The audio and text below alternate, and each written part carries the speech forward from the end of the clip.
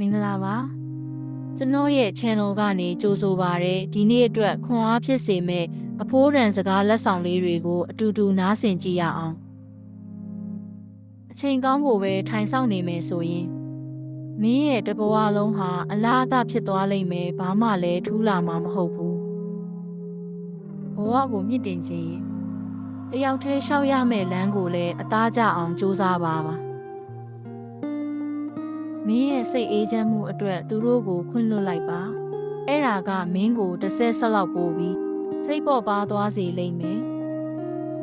အမှန်တရားထက်စိတ်အေးချမ်းမှုကိုပဲရွေးလိုက်ပါအနိုင်ပေးလိုက်တာကပိုပြီးတော့စိတ်ချမ်းသာရတယ်အရာရာကိုစိတ်ထဲမထားတတ်အောင်စ조사ခြင်းဟာရင့်ကျက်ခြင်းရဲ့လမ်းစာပဲကိုယ်တော်မရိုးသားတဲ့သူစီမှာသူတစ်ပါးအတွက်ရိုးသားမှုဆိုတာမရှိနိုင်ပါဘူးအထီးကျန်ရမှာကိုကြောက်နေလို့သာတချို့လူတွေဟာစိတ်ဆင်းရဲစရာကောင်းတဲ့ပတ်သက်မှုတွေထဲမှာပဲတန်တရားလဲနေကြတာကိုယ့်ရဲ့အိမ်မက်တွေကိုအကောင့်ထဲပေါ်ဖို့ဆိုတာလောကမှာအခက်ခဲဆုံးအလုပ်တစ်ခုပါဒါပေမဲ့